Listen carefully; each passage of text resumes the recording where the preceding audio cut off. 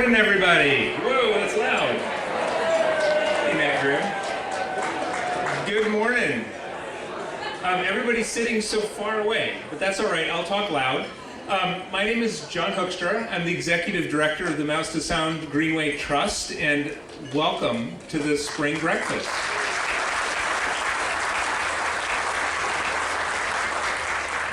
It's awesome to see so many people together, outdoors, on a beautiful day, for a meal, to celebrate our mutual appreciation and love for this amazing place we call the Mountains to Sound Greenway.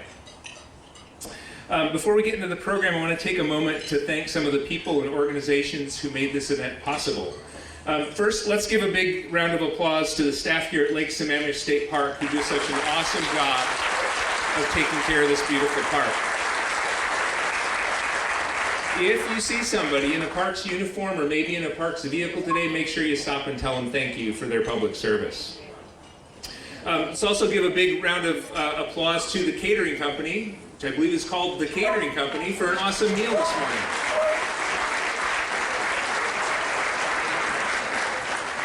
And also thanks to the Greenway team for organizing and being here bright and early to set everything up, and they'll be here afterwards to take things down. So thanks to everybody on the Greenway team.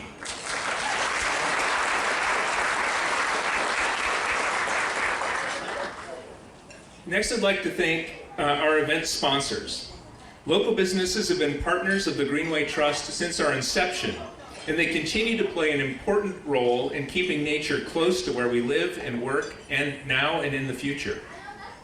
We're proud to collaborate with businesses who make it a priority to invest in clean air, clean water, parks, and other green spaces. Their support makes gatherings like this possible and helps us raise the funds needed to do our work. Please join me in thanking our sponsors for being corporate champions for the stewardship of the Mountains to Sound Greenway.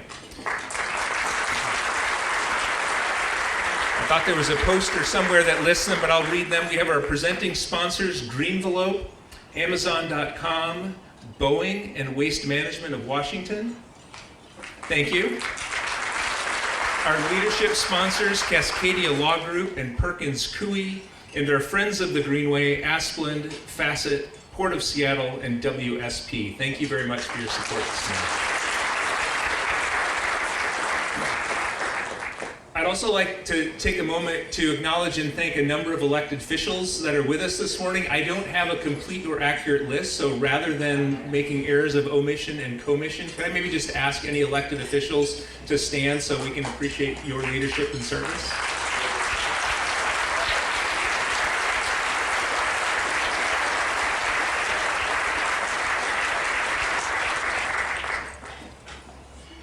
How many of you are here for the first time to a Greenway event? Excellent, welcome. It's great to have you here. To begin the program, I'd like to share a little bit about the Mountains to Sound Greenway and about the Greenway Trust so that you learn a little more about us. The Mountains to Sound Greenway stretches nearly 100 miles from Seattle to Ellensburg. We have our big map here behind me, along the Interstate 90 corridor.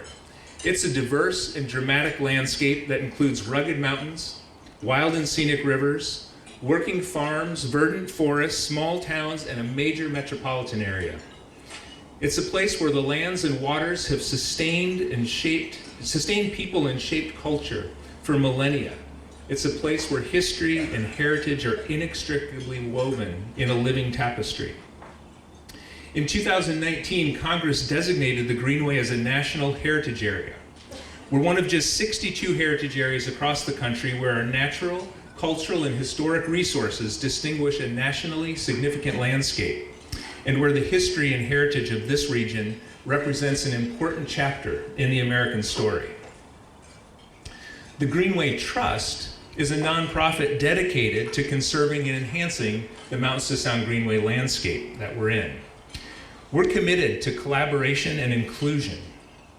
These core values motivate us to work with a wide diversity of people, from government agencies and tribes to businesses, nonprofits, and community groups.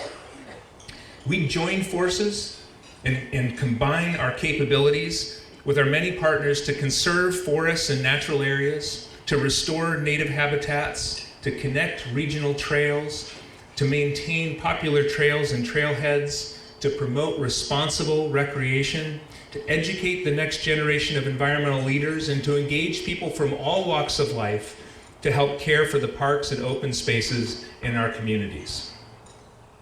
Lake Sammamish State Park, where we're gathered here this morning, illustrates the work of the Greenway Trust in a microcosm. For more than 20 years, the Greenway Trust has worked with state parks, and we've engaged thousands of volunteers to remove invasive blackberry and other weeds, to plant native trees and shrubs that are growing up into many of the forests that you see around the park today.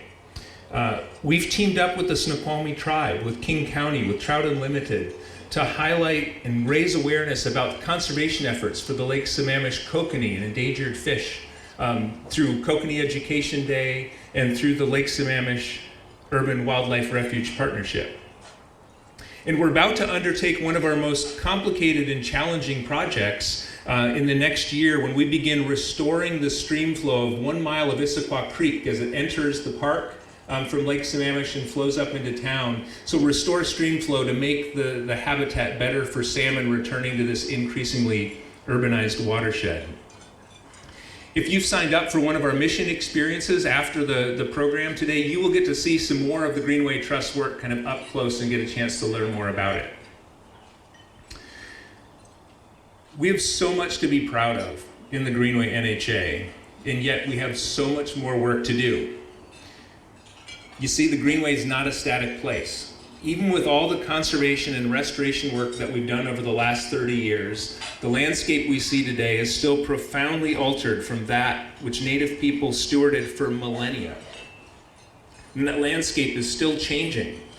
The population of this region continues to grow. Development continues to happen and transform habitats, and a changing climate poses imminent and far-reaching threats to the Greenway's natural, cultural, and historic resources. What will we preserve? What will we protect? How will we honor our history and our heritage, especially the tribal heritage that's inextricably woven with this place? How will we work together to influence, to make a resilient and sustainable future for all who now live here? The choices we make today will shape and influence the Greenway, what the Greenway can be in the future.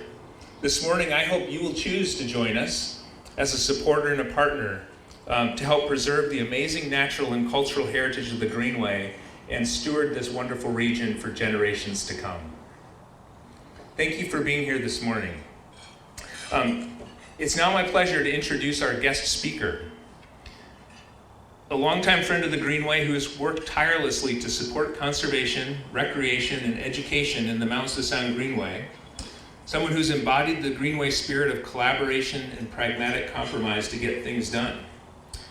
Always an advocate for investment in the outdoors through the Washington Wildlife and Recreation Program, Senator Mark Mullet has helped lead the way on key projects like the Snoqualmie Valley Youth Activity Center and improvements to the High Point Trailhead that provide access to Tiger Mountain, and crucially, allow buses carrying Greenway Education Program students to turn around without literally getting stuck in the mud. Recently, Senator Mullet helped revitalize the state's Trust Land Transfer Program, a powerful tool for safeguarding public lands with high conservation value. Please join me in welcoming Senator Mark Mullet to the stage.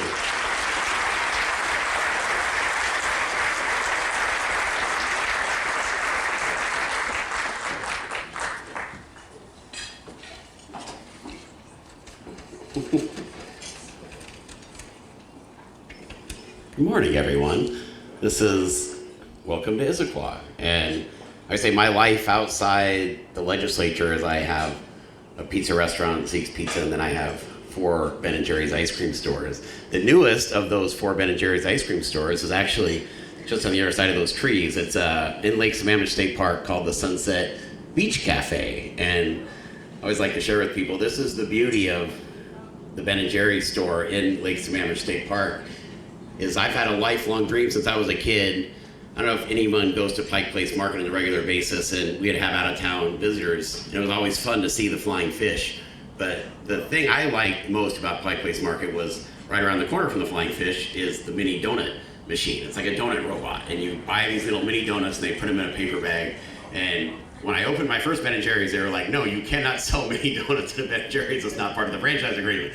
But when we put in the Sunset Beach Cafe here at Lake Sammamish State Park, I was able to fulfill my dream of owning a mini donut machine that I've had since I was in elementary school. And so I realized when we were doing this breakfast, I was like, next year we have to incorporate the mini donuts into this event because there's no better way to raise money than mini donuts. So that's my shameless plug for miniature donuts.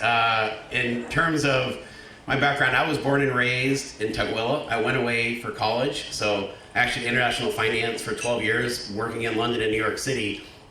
When I moved back in 2006, there's a specific reason why we chose to live in Issaquah, where we are right now, because you get this amazing balance in Issaquah, and I think for those of us in this audience who are from here can all attest to this, where you can walk out of the backyard of your house, back door of your house, and you can go on a hike for 6 or 7 miles in the woods where you're just surrounded by nature. At the same time, you can walk out that same door and you can go to a restaurant and get an amazing slice of pizza if that's what you choose to do. And this is, to me, the beauty of the balance that we have right here in Issaquah. And in terms of my interaction with the Greenway, well, it goes back to in 08, like my love for the environment started before I got to the Senate. It was we put solar panels in our house here in Issaquah back in 08.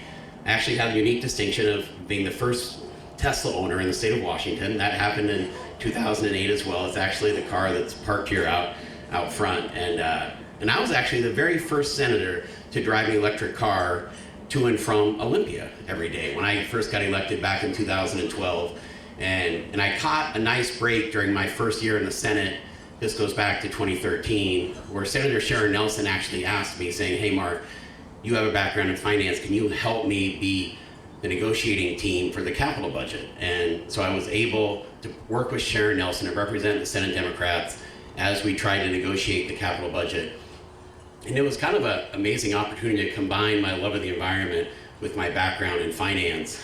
And this was where I first encountered the Mountains to Sound Greenway Trust, because there was a big project happening in 2013, the Tianaway, and this is 50,000 acre land purchase. And this is where I really witnessed the beauty of this organization, because they take advantage of all these partnerships, because that didn't just happen. It was a combination of multiple groups all working together, and the Greenway was in the middle of that, because it was a nature conservancy. It was Forterra, who at that time was going by a different name, and it was the Greenway, and all these groups worked together to basically preserve this 50,000 acres of land in eastern Washington, and that was where I first got exposure to this organization. And that may be where it started, but it's definitely not where it ended, because over the years, I then saw how the Mountains to Sound Greenway Trust was expanding recreational access on Tiger Mountain, which had a huge positive impact, not just for lives of people here in Issaquah, but I think for everyone all throughout the Puget Sound region.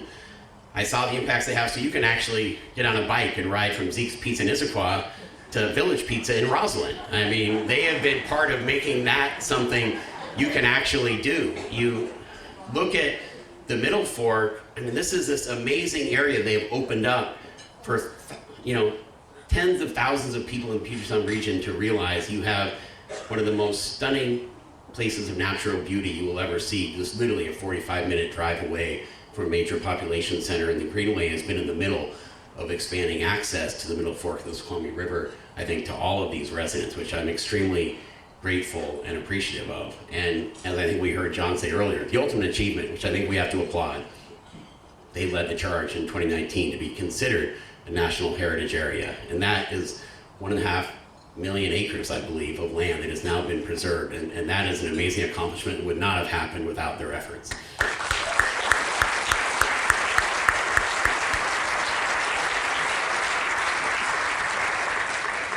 I always say, this is a random side note. I want to have one of my college kids do their thesis on this, but it doesn't matter how much you ride your bike. If you have Village Pizza in Roslyn that day, I promise you, you will not lose weight. So it's impossible to lose weight. But anyways, I was convinced you could still lose weight and have Village Pizza on a regular basis, but it can't happen. I think, to me, the beauty of the Greenway is they've worked harder, I think, than any other organization I've worked with in Olympia of how to get things done in a bipartisan manner. And if you go back to when I got elected to the Senate in 2012, that starts with the makeup of when you think about Mountains of Sound Greenway, how it looked. Because you start in Seattle, where all the legislative districts there were represented solely by Democrats. And then you went over the floating bridge, you got to Mercer Island, and all of a sudden the Greenway is working in legislative districts that are represented by a mix of Republicans and Democrats. And then you go over the pass, and now the Greenway is working with legislative districts that are represented solely by Republicans. And this, to me, is the beauty of this organization, is they have always done, I think, one of the best jobs in Olympia of actually working in a bipartisan manner to highlight how everybody wins when you invest in the environment. And this is something I think is a role model for other groups to follow. And I always say my primary role in the capital budget for these last 12 years is try to make investing in the environment a bipartisan goal. And to me, this is really important. And if you go back to 2013, that TNOA project, there was nobody who fought harder for that project than anyone in the legislature than Republican Senator Jim Honeyford. And I give the Greenway and their partners credit of actually really bringing along people from the other side of the aisle about the importance of these investments. And you look at how did the Greenway do that? Well, they highlighted that this investment is not only good for protecting open space, providing extra recreational access to open space. It's not only good for restoring fish patches, it's not only good for preventing wildfires, it's also good for securing water resources for farmers in Eastern Washington for future generations. And so it's that highlighting all the different things across the political spectrum where you can get buy-in and support, and I think they've done an excellent job of that. You now fast forward to the current, Jim Honeyford is now retired. He was replaced by Republican Senator Mark Schessler. And you look at this last capital budget, and the one we passed in the budget cycle we're currently in, we got Mark Schessler, the Republican Senate capital budget lead, to agree to invest $120 million in the Washington Wildlife Recreation Program.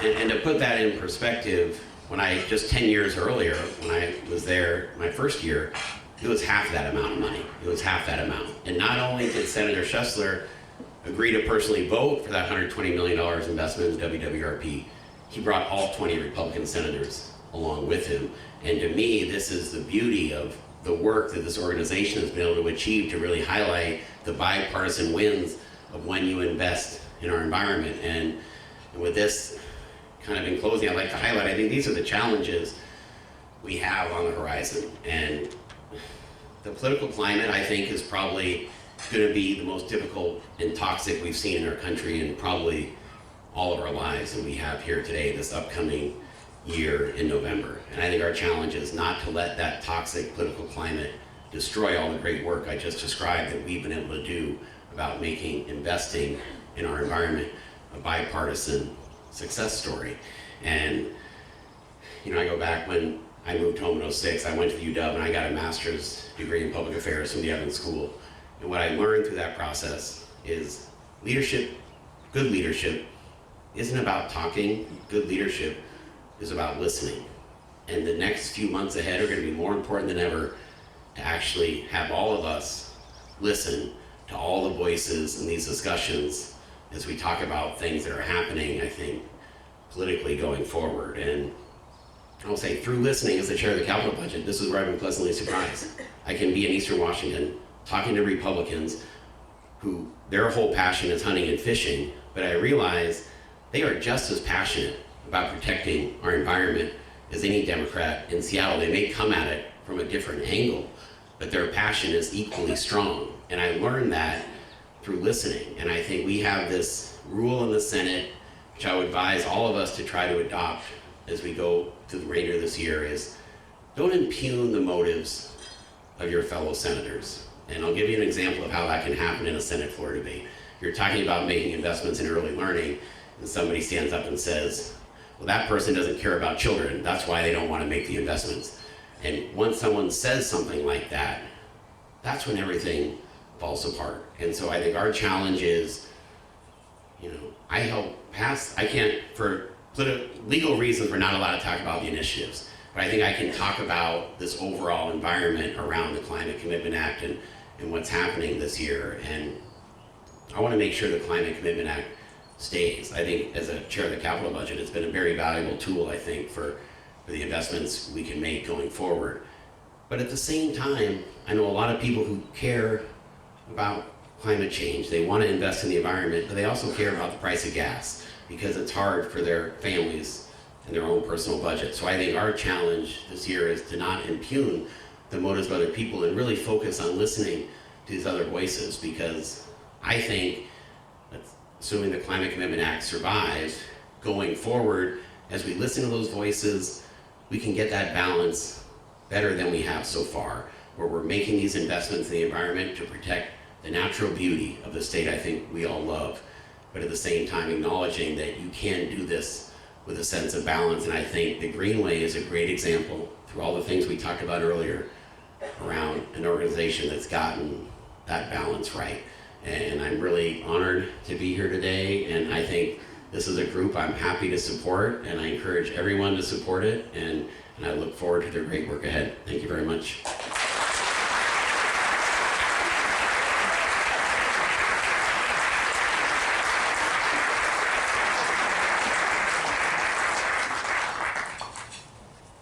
Thank you, Senator Mullet. I appreciate you sharing some of those lessons about the value and importance of finding some common ground to work across differences, and struck some of your stories from the legislature echo or similar to stories that Sally Jewell has shared from her time in Washington, D.C. at the federal level. What's interesting is that both instances, your stories from Olympia and Sally, some of your stories from D.C., it's nice to know that sometimes that common ground is right here at home, a place like the Greenway, where I hope we can always find a way to come together with people, across differences, despite differences, to find some common ground and work together. That's how this place has come to be. I believe this is how this place will find the future that we hope for it. So thank you, Senator Mullet, for being with us this morning. Next up, I get to introduce our next speaker is Colin Yeen. Colin is a 2022 alumni of our Clean Water Ambassadors program, where he distinguished himself for his sense of humor and his enthusiasm for conservation. He's now a business major at the University of Washington, and I look forward to hearing from Colin about kind of his journey from Clean Water Ambassadors to UW and maybe what's coming up next. Please join me in welcoming Colin Yeen.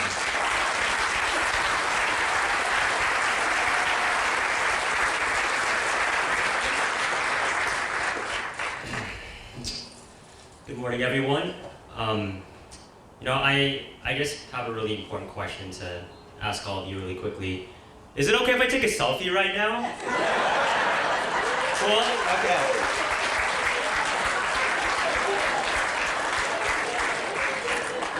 I mean, this is so cool. I mean, how often do you as a team get to stand in front of hundreds of people and force them to listen to you speak? I mean, come on. You know, when I first got the email from my mentor, Becca, she's all the way in the back, about speaking at this event, I was thinking, yo, wait, you're telling me I'm gonna get the chance, one, to get out in Lake Sammamish State Park, this beautiful region, two, I get breakfast, and three, I get to speak for 10 minutes in front of all of you guys? Of course I'm gonna take that opportunity. But you know what, I should reintroduce myself. Good morning, everyone. My name is Colin Yeen, and I was one of the Clean Water Ambassadors during the summer of 2022. Now, a lot of you are probably wondering, well, what is a Clean Water Ambassador? And I'm not gonna lie, I had the exact same question when I was applying. I like you guys. You guys are a fun crowd. You laughed at my jokes. So I want to be honest with you guys right now. When I first applied to be a Clean Water Ambassador, I saw the tagline, it said Clean Water Ambassador, and I was like, that sounds so cool. The name just sounds cool, right? And I scrolled down and I looked at the description of the internship, and I was like, okay, the description sounds a little less interesting.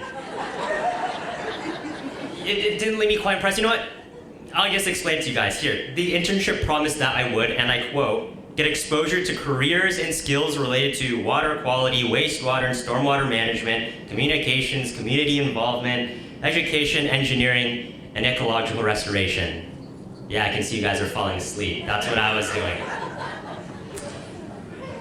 But if I had to talk to my previous self about what actually happened during this internship and how much it meant to me, this is what I would say. For 7 weeks during the summer, I got paid to go out on field trips around the greater Seattle area, learning about where our water comes from and how we keep it clean. I learned about the cultural diversity of this region, gained valuable public speaking skills, and one of my favorite parts, I got to have one-on-one interviews with environmental professionals in the field. Now, all of these attributes are incredible, right? Like, what kind of internship has all of these things? And just to be clear with you guys, I did not have to pick up a single coffee throughout the entirety of the internship. I know, it's weird. Older internships did that. I don't get that. But, this internship was just so valuable to me and my peers, because the first thing we did is highlight just how many opportunities were available to help the environment, right? And the second thing, do you know how cool it is to walk home after your internship? Your parents ask, "Oh, how was your day?" And you just nonchalantly respond with, "Not much. I just had an interview with the director at one of the largest nonprofits in the entire Puget Sound region." How the tables have turned, right? I'm the one, as a teen, interviewing the adult. It feels very surreal. Now, one of my favorite interviews was with Mike Woodsum, which table is he at? Raise your hand, Mike. There he is. Now, Mike, he works as the director of development for the Greenway, and I remember in one of my interviews with him during my internship, I was asking him, okay, well, how much of your work is indoor versus outdoor-based work? And he said that a large part of his work is actually going out into the Greenway and talking with sponsors about donating to our operations. And I remember after hearing that, I was silent for like 5 seconds, and I looked him in the eyes, and I said very slowly, "So you're telling me that a part of your job is going on hikes and talking with people?" Mike, you're like the best. If anyone's worked with him, he's like a super chill and awesome guy. But you better be watching your back, Mike. I'm gonna be coming for that job, man. 2 more years? Okay. After those 2 years, I'll be there. You'll see me. No, okay, of course his job is way more complex than that. But, it was through interviews like these where it just really went to show how little I knew about helping the environment and the ways you could actually go about doing that. I always thought that to help the environment meant planting trees and cleaning trash off beaches, and then you occasionally, chain yourself to a tree with a huge sign that says, "Save the forest! You're gonna have to get through me." But, those things are super important, but they're a very limited image of the wealth of things there actually are to do to help the environment. And from what I've experienced, it's not that teens and young people don't want to help the environment, it's just they don't always know exactly how to. Like, at the environmental club at my high school, what we primarily did was we planted in our garden and maybe made a presentation or two about the importance of recycling to the school, and very surface level things like that. But through this internship, it connected me to so much more. Not just the jobs out in the field, but the jobs that take place behind the scenes to make sure that all that tree planting and trash pickup can actually happen. And learning about how interconnected nature was extremely important to learn as well. Learning about salmon and how they're a keystone species, meaning they're an integral part of our food chain, acting as food for thousands of species and fertilizing the lands that we live on, is never something that I could have learned without this internship exposing me to that kind of information. And the lessons I've learned from my internship have been incredibly valuable in literally any future career that I could pursue. Working in an office environment, learning management, project management skills, learning public speaking skills, which is obviously very, very useful in the current moment, and making connections with my peers, both personally and professionally. You know, donating to the Greenway, I was thinking in a sense means that you're donating to the education of a future generation of youth to help preserve and maintain this incredible region we live in for years to come. And it's without the support of the Greenway and internships like these that I wouldn't be standing here in front of you all right now, explaining how many opportunities I've gained from these experiences, or how cool I think Mike Woodson's job is. But it's with the support that I got to work with incredible mentors. Shout out to Becca, Kristen, and Sienna, who acted as my guide in this expansive world of environmental careers.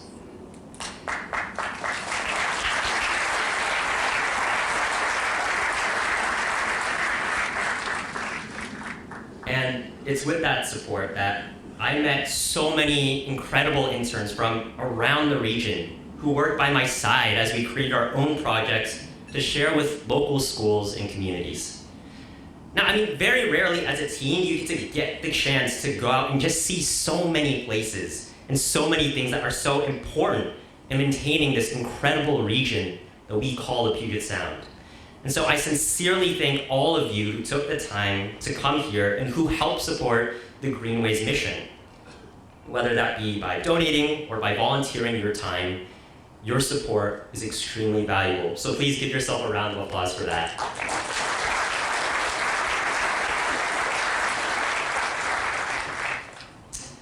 And it's with the support of all of you guys that I got the chance to make hundreds of people sit down on a beautiful Friday morning and force them to listen to my crazy speech about just how much I love the Greenway for like a solid couple of minutes. Probably more than that. I talked a lot. But I've probably talked your guys' ears off at this point, so just to wrap things up, just as like a call to action, go out and do your best to make this area even better than you found it. Because as I've come to learn, there are so many ways to make positive change in your community than you can ever imagine. That's something I've learned, and that's something I want all of you guys to take away as well. My name is Colin Ian, and I was a former Clean Water Ambassador, and I thank you all so much for your time.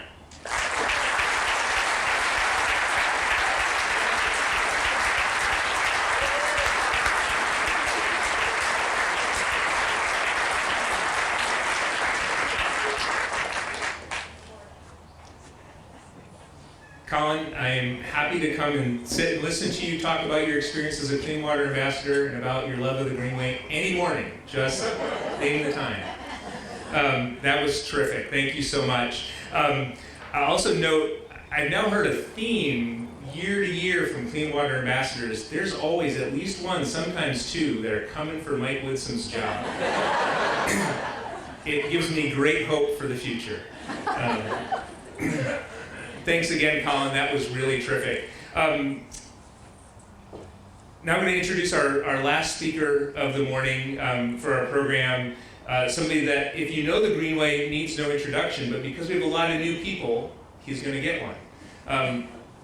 Doug McClelland has been involved with the Greenway from the very beginning. He and his wife, Christy, were part of the initial march, the first week of July 1990, when they hiked from Snoqualmie Pass to the Seattle waterfront to raise awareness and support for this idea of a Greenway. And almost 35 years later, we're here celebrating so much that's happened. Doug and Christy have been a part of a lot of it, if not all of it. And so we're really lucky to have them here this morning. And they were on the first march. They've been involved with the Greenway.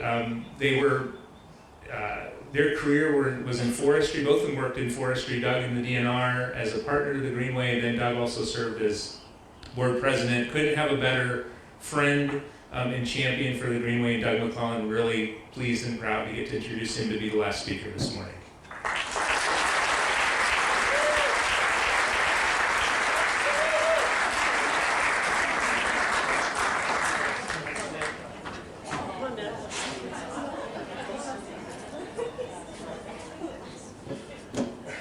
Wow, so Doug gets to follow Colin.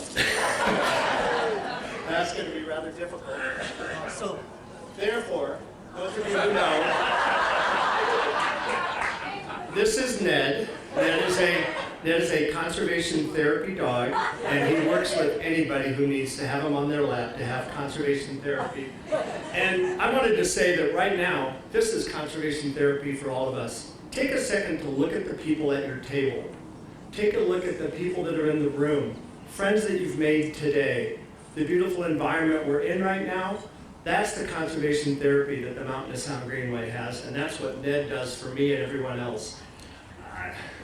After Colin talking, I'm going, okay, now I'm going to go back all the way to 1990. I'm sure, Colin, that was just way early. But that original march that Christy and I were on, Christy was 7 months pregnant with our son Jacob. And I broke a Jim Ellis rule, which was, his rule was promise less, deliver more.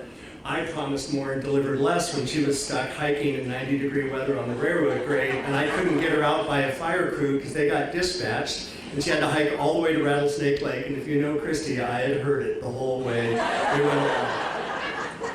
We also were camping at the park on Lake Sammamish in the middle of the night when no one contacted the Bellevue Parks District to tell them to turn off the sprinklers, and all the sprinkler heads went up in everyone's tent and shot them. But I was just a little junior forester for DNR, lucky enough to follow along with Bob Rose and Brian Boyle, the commissioner, when they made the Mountains to Sound Greenway with Gary Locke, who was also a hike, that the Issaquah's Trails Club did that original march, and I'm wearing my Trails Club shirt today because they're the founders of the Greenway. And that original march was that the meetings were in Smith Tower. Ted Thompson and Brian Boyle and Bob Rose and all sorts of amazing folks from the Trust for Public Lands helped create the Mountains to Sound Greenway. And they talked about this guy called Jim Ellis. I had no idea who they were talking about, but what a lucky deal to convince him to do that. And then a bunch of us here got to be involved in that first plan, that first map that helped create the Greenway that went, at that time, only from Snoqualmie Pass to Seattle. And we put a concept plan together, and we met in person in small groups talking about forestry and development and trails and recreation and farms and communities. And that was an amazing experience that we all had a part to be of. But probably the most exciting thing about the Greenway is that it went all the way to Ellensburg. And that included the Tiana Way that you heard about. And I had a chance to, after retiring, to come back and work with the folks in Kittitas County. And if you ever have a chance to go to the Tiana Way and camp at Indian Camp, or talk to the folks from Fish and Wildlife or DNR or the Forest Service or the Yakima Tribe, it's an amazing place. And right now, the Greenway is lucky to have Nikki, Vance, and now August. Can you guys stand up, the Tiana Way team, the Eastern Washington Kittitas crowd? I tried to let them know that they have the greatest job in the Greenway, because that's where things can happen in a small community. Do you know that there's as many people in the city of Issaquah as in all of Kittitas County? So think of what you can get done when you have that much opportunity. Also, we had an opportunity to run the trek a couple of times with a bunch of volunteers. Joel, Kelly, Beth, Julie, George, Christy, Pat, Cora, Jim, Brian, Lily, Yvonne, Dennis, and many more just came together and ran the trek, this time from Ellensburg to Seattle twice. That was a joy, and unfortunately COVID canceled our last trek, and it might not happen again. But if anybody wants to volunteer to run the trek, we'll give you all the binders that Ken Koenigsmark put together. And in my job, Jim Ellis would meet with the small Greenway staff. At that time, there were 4 people on the staff, and he would meet with them on the 51st floor of the Columbia Tower, where he was working. And he would meet from about 9 until noon. And at 12:30, I would get a phone call from Ken Koenigsmark, who was a Boeing loan executive, about what I was supposed to do for the next week for the Greenway as a DNR employee, because Jim was directing it in all areas. And I really appreciated all those calls, but it was interesting to have a boss that really wasn't my boss, but he was able to do that. And then the last thing I wanted to say is I realized how old Christy and I are, and after I saw Colin, I realized that. We're cleaning out we have a log house. If anybody would like 6 acres in Preston against the Tiger Mountain State Forest, get a hold of us afterwards. We'll give you a real estate brochure. But when you're 68 years old, a log home is 38 years is enough. But we pulled out all of our firefighter T-shirts from the 80s that we had made, and we took them to the Mountain to Sound Greenway trail crew. Can the trail crew and the restoration crew stand up in the back and everybody know this is why you're donating? So these people can help.